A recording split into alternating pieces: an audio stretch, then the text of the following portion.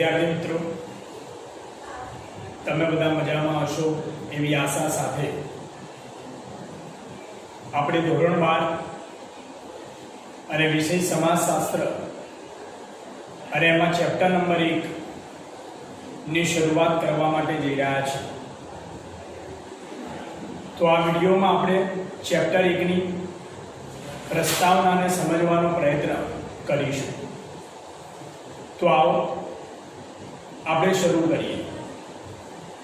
વિષય સમાજશાસ્ત્ર chapter number 1 જેનું નામ છે ભારતનું વસ્તી વૈવિધ્ય અને રાષ્ટ્રીય એકતા.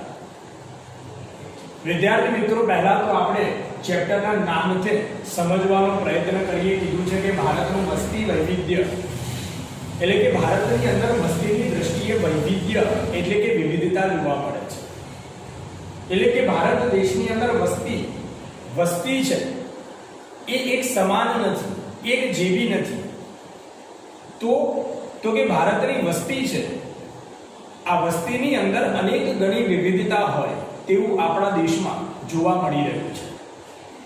અને છતાં રાષ્ટ્રીય એકતા છે, વિવિધતા છે, છતાં પણ બધા જ લોકો એકબીજાની સાથે સંપીને હળીમળીને પ્રેમથી રહેવાનો પ્રયત્ન કરી રહ્યા છે. અને વિવિધતાની તો શું વાત કરું, તો વિવિધતાને સમજવા માટે એક પ્રસ્તાવનાની અંદર એક ઉદાહરણ આપ્યું છે, એને આપણે થોડું સમજવાનો પ્રયત્ન કરીએ. વિદ્યાર્થી મિત્રો, તમે તમારા વર્ગખંડની અંદર જ તમે અવલોકન કરશો, એટલે કે તમે તમારા ક્લાસરૂમમાં જો તમે જોશો, અવલોકન કરશો, તો તમને દરેક વિદ્યાર્થી જુદા જુદા ધર્મ અને જ્ઞાતિના હોવાનું માલુમ પડશે. એટલે એનો મતલબ એમ થયો વિદ્યાર્થી મિત્રો કે આપણા વર્ગખંડમાં, આપણા ક્લાસમાં એક 50ની સંખ્યા અથવા તો 60 વિદ્યાર્થીઓની એક સંખ્યા છે. હવે તમે વિચાર કરો કે આ 50 અથવા તો 60ની જે સંખ્યા છે એમાં જો દરેક વિદ્યાર્થીના ધર્મ અને જ્ઞાતિ જો અલગ અલગ હોય તો આપણા ભારત દેશની અંદર 135 કરોડની જે જનતા છે, જે વસ્તી છે, એમાં કેટલી બધી વિવિધતા હશે, એમાં કેટલું બધું વૈવિધ્ય હશે, કેટલું બધું જુદાપણું હશે. તો આપણા ક્લાસરૂમમાં ધર્મ અને જ્ઞાતિની અંદર અલગ અલગ વિવિધતા હોય તેવું આપણને માલુમ પડશે. તો આવું ધાર્મિક અને જ્ઞાતિનું વૈવિધ્ય હોવા છતાં ભારત એક અખંડિત રાષ્ટ્ર છે. એટલે કે ભારતની અંદર વિવિધતા તો છે જ સાહેબ, વિવિધતા છે, છતાં પણ મારા દેશમાં એકતા છે. 135 કરોડની વસ્તી છે, 135 કરોડની જનતા છે. દરેકના ધર્મ અલગ છે, દરેકની જ્ઞાતિ અલગ છે, દરેકની ભાષા અલગ છે, દરેકની સંસ્કૃતિ અલગ છે, દરેકના રીતિ રિવાજ અલગ છે, દરેકની રહેણી કહેણી અલગ છે. અને છતાં મારો દેશ આજે પણ અખંડિત સ્વરૂપની અંદર રહેલો છે. એને કોઈ નુકસાન નથી પહોંચાડી શક્યું. કેમ? કારણ કે મારા દેશના લોકોનામાં એક એકતા છે, સંપ જોવા મળે છે. આપણો ભારત દેશ એ વિવિધતામાં એકતા ધરાવતો દેશ છે. બીજા મુદ્દાને સમજવાનો પ્રયત્ન કરીએ વિદ્યાર્થી મિત્રો. તો કહ્યું છે કે ભારતીય સમાજમાં તમે પૂર્વથી પશ્ચિમ અને ઉત્તરથી દક્ષિણ એમ દરેક વિભાગની અંદર લોકોની રહેણી કહેણી, જીવનશૈલી, લોકોના પહેરવેશ, લોકોની આર્થિક પ્રવૃત્તિ, લોકોના રિવાજો, લોકોના ઉત્સવો, લોકોના તહેવાર, ભાષા, તીર્થધામ વગેરેમાં અનેક પ્રકારનું એક સાંસ્કૃતિક વૈવિધ્ય આપણને જોવા મળી રહ્યું છે. તો વિદ્યાર્થી મિત્રો કહેવા માંગે છે કે ભારતીય સમાજમાં તમે પૂર્વમાં જાઓ કે પશ્ચિમમાં જાઓ, ઉત્તરમાં જાઓ કે દક્ષિણમાં જાઓ, તમે કોઈ પણ દિશામાં, કોઈ પણ જગ્યાએ જાઓ, ત્યાં વસતા લોકોની જીવન જીવવાની રહેણી કહેણી અલગ છે, બધાની જીવન જીવવાની પદ્ધતિ અલગ છે, લોકોનો પહેરવેશ અલગ અલગ છે, આર્થિક પ્રવૃત્તિ એટલે પૈસા કમાવા માટેની રીત દરેક જગ્યાએ અલગ જોવા મળે છે, દરેકના રિવાજો અલગ છે, દરેકના ઉત્સવો અલગ છે, તહેવાર, ભાષા, તીર્થધામ આ બધી જ બાબતોમાં આપણને સાંસ્કૃતિક વૈવિધ્ય હોય તેવું જોવા મળી રહ્યું છે. તો વિદ્યાર્થી મિત્રો આ બંને બાબત ઉપરથી એક વાત આપણને સમજાય છે કે ભારત દેશમાં વસ્તીની દ્રષ્ટિએ વિવિધતા હોય તેવું આપણને જોવા મળી રહ્યું છે.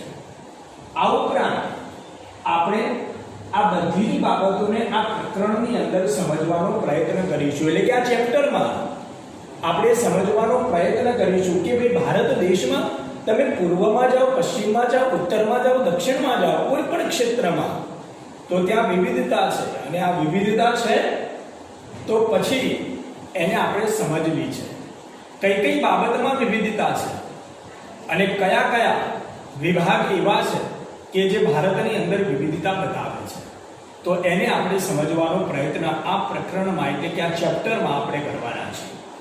તો આ ચેપ્ટરમાં પહેલો શબ્દ આપણો વસ્તી છે. તો માટે પહેલા તો વસ્તીનો અર્થ આપણે સમજીએ, વસ્તીની વ્યાખ્યા આપણે સમજીએ. વસ્તી કોને કહેવાય? તો આવો વિદ્યાર્થી મિત્રો કે સમાજના સાતત્ય માટે માનવની વસ્તીની જરૂરી છે. સમાજના સાતત્ય એટલે સમાજનું સાતત્ય એટલે સમાજને ટકાવી રાખવા માટે કોનું હોવું? તો કે માનવ વસ્તીનું હોવું જરૂરી છે. કારણ કે સમાજ માનવીથી ટકે છે. માનવી છે તો સમાજ છે. એટલે કે સમાજ વગર માનવી અને માનવી વગર સમાજનું અસ્તિત્વ શક્ય નથી.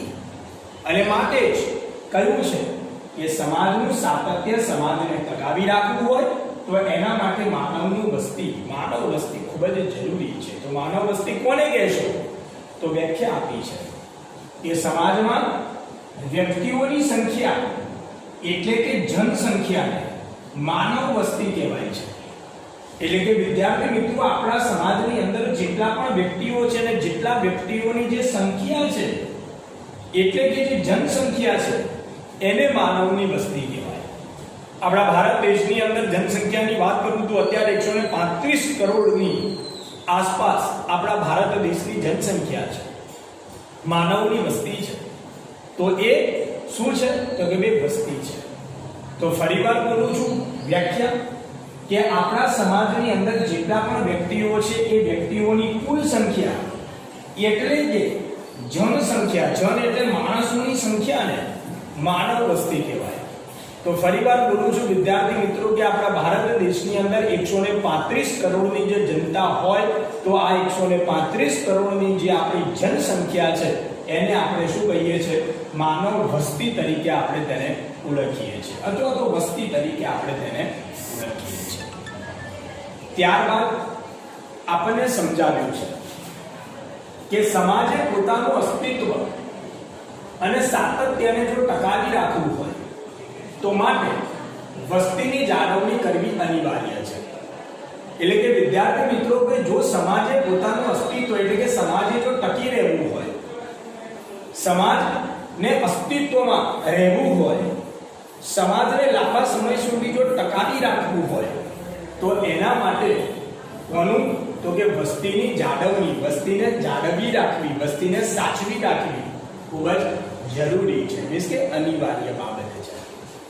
આ ઉપરાંત જન્મ, મૃત્યુ અને સ્થળાંતર પર વસ્તીનું કદ નિર્ભર છે. એટલે કે વસ્તીનું કદ એટલે કે વિદ્યાર્થી મિત્રો વસ્તીનું વધારે છે કે વસ્તી ઓછી છે, એટલે કે વસ્તીના કદનો આધાર જન્મ ઉપર છે, મૃત્યુ ઉપર છે અને સ્થળાંતર ઉપર છે. અને એ તો બિલકુલ સાચી વાત છે સાહેબ કે જન્મદરનું પ્રમાણ વધારે હોય તો સ્વાભાવિક વસ્તુ છે કે વસ્તીનું કદ શું થાય?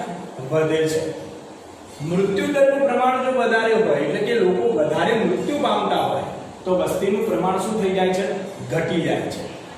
અને જો સ્થળાંતર એટલે કે એક જગ્યાએથી બીજી જગ્યાએ જવું, એટલે કે જો સ્થળાંતરનું પ્રમાણ પણ વધારે હોય એટલે કે ગામડામાંથી લોકો શહેરમાં રહેવા માટે આવતા હોય તો વસ્તીનું કદ વધે અને ઘટે. કેવી રીતે?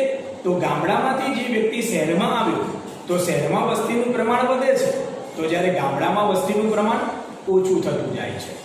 તો મીન્સ કે જન્મદર, મૃત્યુદર અને સ્થળાંતર આ ત્રણ વસ્તુ ઉપર વસ્તીનું કદ નિર્ભર છે. વસ્તીનું કદ આધાર રાખે છે, નિર્ભર છે. વસ્તીમાં વધારો થવો, વસ્તીમાં ઘટાડો થવો એનો મુખ્ય આધાર જન્મદર, મૃત્યુદર અને સ્થળાંતર છે. તો વિદ્યાર્થી મિત્રો એક માર્કના સવાલની અંદર તમને એમ પૂછી શકાય કે વસ્તીનું કદ શેના ઉપર નિર્ભર છે? તો વસ્તીનું કદ 3 બાબતો ઉપર નિર્ભર છે. એક જન્મદર, બીજું મૃત્યુદર અને ત્રીજું સ્થળાંતર. આ 3 બાબતો ઉપર વસ્તી આધાર રાખે છે. ત્યારબાદ વિદ્યાર્થી મિત્રો આ ચેપ્ટરમાં સૌથી પહેલી વાત વસ્તીમાં વૈવિધ્યની કરીએ. હવે વસ્તીમાં વૈવિધ્ય છે સાહેબ, તો વસ્તી તો ખરી, જનસંખ્યાની વ્યાખ્યા પણ જોઈ, પણ હવે વસ્તીમાં વૈવિધ્ય, હા, તો કઈ રીતે તો સમજીએ કે કોઈ પણ દેશ કે સમાજમાં વસ્તીનું વૈવિધ્ય જોવા મળે છે. એટલે કે વિદ્યાર્થી મિત્રો કોઈ પણ દેશ હોય કે પછી કોઈ પણ સમાજ હોય, એમાં વસ્તીની દ્રષ્ટિએ આપણને વૈવિધ્ય એટલે કે વિવિધતા હોય તેવું આપણને જોવા મળી રહ્યું છે. હવે કઈ બાબતે સાહેબ વિવિધતા જોવા મળે તો એમની વાત કરીએ. તો કે પહેલી બાબત કઈ છે? વય જૂથ. વય જૂથ એટલે ઉંમર. ઉંમરની દ્રષ્ટિએ વિદ્યાર્થી મિત્રો વિવિધતા હોય. જેમ કે દાખલા તરીકે જોવા જઈએ તો 1 થી 15 વર્ષનું હોઈ શકે, અથવા 1 થી 25 વર્ષ હોઈ શકે, 25 થી 50 વર્ષના હોઈ શકે, 50 થી 75 વર્ષ હોઈ શકે, 75 થી 100 વર્ષના લોકો હોઈ શકે. તો વયજૂથની દ્રષ્ટિએ પણ આપણા દેશની અંદર વિવિધતા છે. બીજું લિંગ પ્રમાણ. લિંગ પ્રમાણ એટલે સ્ત્રી અને પુરુષનું પ્રમાણ. હવે લિંગ પ્રમાણની વિદ્યાર્થી મિત્રો એક વ્યાખ્યા છે, અને વ્યાખ્યા એવી છે કે 1000 પુરુષોની સામે સ્ત્રીઓની સંખ્યાના દરને લિંગ પ્રમાણ એટલે કે જાતિ પ્રમાણ તરીકે ઓળખવામાં આવે છે. એની ચર્ચા પણ આગળ આપણે આ ચેપ્ટરમાં જ કરવાના છે. પણ લિંગ પ્રમાણ એટલે સ્ત્રી અને પુરુષનું પ્રમાણ. એટલે વસ્તીની દ્રષ્ટિએ જોવા જઈએ તો અમુક પુરુષો છે તો એની સામે અમુક સ્ત્રી છે, તો મીન્સ કે વિવિધતા છે. ત્યાર પછી ગ્રામીણ અને શહેરીનું પ્રમાણ. એટલે વિદ્યાર્થી મિત્રો સ્વાભાવિક વસ્તુ છે કે આપણા દેશની અંદર 135 કરોડની જનતામાંથી અમુક લોકો ગામડામાં રહે છે, તો જ્યારે અમુક લોકો શહેરમાં રહે છે. તો મીન્સ કે ગામડાનું અને શહેરનું આ બંનેના પ્રમાણની દ્રષ્ટિએ પણ વિવિધતા છે. એટલે કે વસ્તીની દ્રષ્ટિએ વિવિધતા છે. પછી સાક્ષરતાની વાત કરીએ. સાક્ષરતા એટલે ભણતર, શિક્ષણ. તો શિક્ષણની દ્રષ્ટિએ પણ વિવિધતા છે. અમુક લોકો વધારે ભણેલા છે, અમુક લોકો થોડું મધ્યમ ભણેલા છે, તો અમુક લોકો સાવ બિલકુલ ભણેલા નથી. તો વસ્તીની અંદર સાક્ષરતાની દ્રષ્ટિએ પણ વિવિધતા આપણને જોવા મળે છે. ત્યારબાદ ધાર્મિક જૂથ.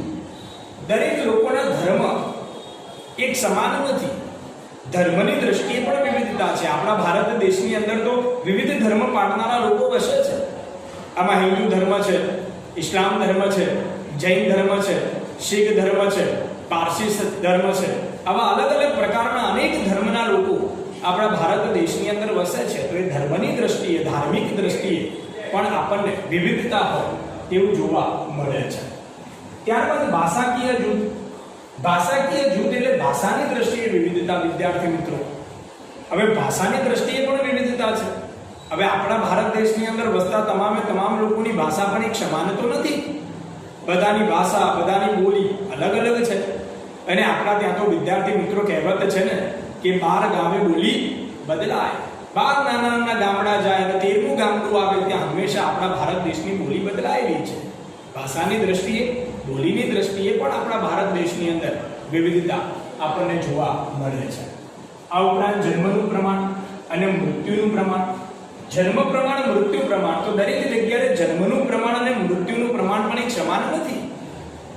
અમુક જગ્યાએ જન્મદર વધારે છે, તો અમુક જગ્યાએ મૃત્યુદર વધારે છે. તો જન્મદરની દ્રષ્ટિએ, મૃત્યુદરની દ્રષ્ટિએ, આ બંનેના પ્રમાણની દ્રષ્ટિએ પણ આપણા દેશની અંદર વિવિધતા આપણને જોવા મળી રહી છે. અને ત્યાર પછી સ્થળાંતરિત લોકોનું પ્રમાણ. સ્થળાંતરિત એટલે સ્થળાંતર કરતા લોકોની દ્રષ્ટિએ પણ વિવિધતા છે. એટલે કે અમુક લોકો સ્થળાંતર કરે છે તો એની દ્રષ્ટિએ પણ વિવિધતા. તો વિદ્યાર્થી મિત્રો વસ્તીનું વૈવિધ્ય છે. વસ્તીની અંદર આટલી વિવિધતા જોવા મળે છે. અને આગળ સ્થાનિકથી શરૂ કરીને આપણે એટલે જે સ્થાનમાં રહેતા હોઈએ તે સ્થાનથી શરૂ કરી અને વૈશ્વિક કક્ષા એટલે કે વિશ્વની દ્રષ્ટિએ એટલે કે વિશ્વ સુધી જ્યાં નજર ફેલાવી ત્યાં સુધી પ્રત્યેક ક્ષેત્રમાં વસ્તીની અંદર આપણને વૈવિધ્ય જોવા મળે છે. તો વિદ્યાર્થી મિત્રો આપણે અહીં તેમના કેટલાક મુદ્દાઓને ભારત અને ગુજરાતના સંદર્ભમાં સમજવાનો પ્રયત્ન કરવાના છીએ. તો વિદ્યાર્થી મિત્રો આ વિડીયોમાં આપણે આ ચેપ્ટરની પ્રસ્તાવના જોઈ, ત્યાર પછી આપણે વસ્તીમાં વૈવિધ્ય જોયું, જનસંખ્યાની વ્યાખ્યા જોઈ અને ત્યારબાદ હવે વસ્તીના વૈવિધ્યની દ્રષ્ટિએ ભારત અને ગુજરાતના સંદર્ભમાં આપણે પહેલું વૈવિધ્ય જેનું નામ છે ધાર્મિક વૈવિધ્ય, ધર્મની દ્રષ્ટિએ વિવિધતા, એની ચર્ચા હવે પછીના વિડીયોમાં કરીશું. Thank you so much.